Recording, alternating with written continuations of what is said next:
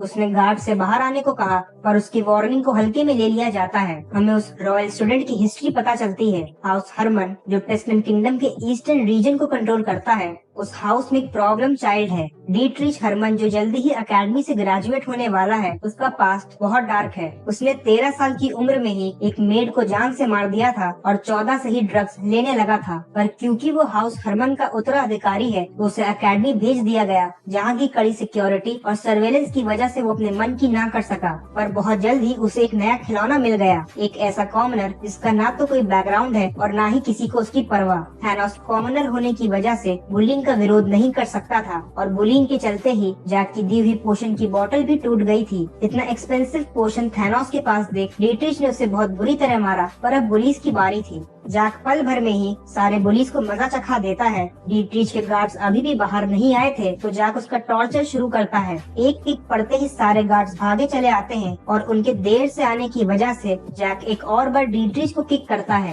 ये देखकर एक गार्ड को गुस्सा आ गया और उसने जैक पर अटैक किया। जैक हैरान है क्योंकि गार्ड्स 6th सर्कल की हाईएस्ट स्पेल्स को यूज कर रहा था, जिससे वो एक हाई स्केल एक्सप्लोजन क्रिएट करना चाहता था। इस एक्सप्लोजन से वो गार्ड सभी लोगों को ट्रेनिंग हॉल के साथ एक्सप्लोड कर मिट्टी में मिलाना चाहता था। जैक समझ गया कि ये कोई मामूली गार्ड्स नहीं है, और इसीलिए वो उन्हें अपनी पावर्स का स्वाद चखाने को बेहद उत्सुक है। जैक सबसे पहले उस गार्ड का एक्सप्लोसिव मैजिक रिवर्स करता है, जिससे वो खुद ही एक्सप्लोड हो जाता है। दूसरे गार्ड्स भी जैक से फाइट करने आए, पर जैक उनके सभी अटैक्स को डॉज कर उन्हें भी डिफीट कर देता है। एक गार्ड उसे हरमन हाउस का रॉब दिखाता है, पर जैक कहता है कि उसे मामूली हाउसेस से फर्क नहीं पड़ता, उसे बस उसके पोशन के पैसे वापस चाहिए। पर वो डीट्रिच से केवल पोशन का हिसाब नहीं लेता, बल्कि उसे लूट ही लेता है। डीट्रिच को जैक की आइडेंटिटी अभी तक पता नहीं थी, पर जैसे ही जैक ने अपना नाम बताया, डीट्रिच कांप गया, क्योंकि जैक अकेडमी में अपनी कमजोरियों के लिए फेमस है। जैक डीट्रिच की बुरी तरह बेइज्जती करते हुए कहता है कि अगर उसकी फैमिली का नाम उससे हटा दिया जाए तो उसकी क्या औकात है। उसका मैना सर्कल की सर्जरी से बनाया गया था, यानी वो जन्म से मैजिशियन भी नहीं है।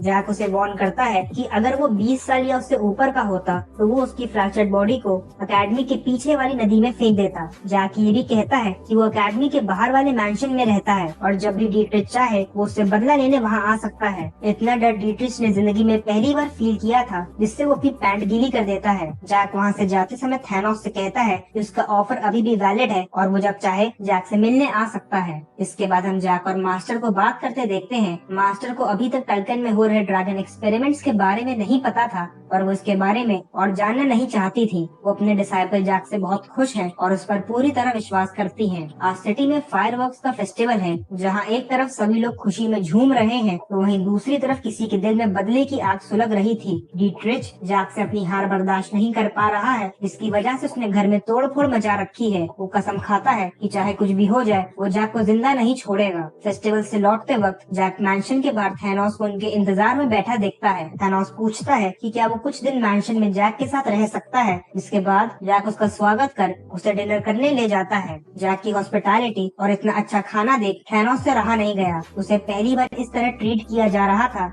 इसकी वजह से वो डिनर टेबल पर ही रोने लगता है। अगले दिन थैनोस बेहतर फील कर रहा था, और जैक उससे कहता है कि वो जब तक चाहे इस मैंशन में रह सकता है। थैनोस जैक का आभारी है और अपनी ट्रेनिंग कंटिन्यू करता है। आज चार्लेट की भी ट्रेनिंग है और उसे अपना पहला मैना सर्कल बनाना होगा। ट्रेनिंग करते करते रात हो चुकी है और चार्लेट ने अपना पहला मैना सर्कल बना लिया था। नॉर्मली इतना आसान नहीं होता, पर जैक की वजह से ये पॉसिबल हो पाया था। उसने एक स्पेल कास्ट कर एक मैजिक एरिया क्रिएट किया, जो एनवायरनमेंट से सारा मैना अब्सॉर्ब कर रहा था। एरिया में चार्लेट खड़ी थी और जैक ने सारा अब्सॉर्ब मैना उसकी तरफ डायरेक्ट कर दिया। इससे चार्लेट ने 10 घंटों में ही पहला मैना सर्कल क्रिएट कर लिया था। अकेडमी में जाने के बाद स्टूडेंट्स को पहला मैना सर्कल क्रिएट करने में 2 से 3 दिन लग जाते हैं। चार्लेट के अचीवमेंट से जैक खुश है, पर थैनोस उदास नजर आ रहा था। थैनोस खुद को चार्लेट से कंपेयर कर इंफीरियर महसूस कर रहा है। जैक उसका मन पढ़ लेता है, और थैनोस यही कामना कर रहा था कि काश चार्लेट स्वॉर्डमैनशिप में कभी भी सफल ना हो सके।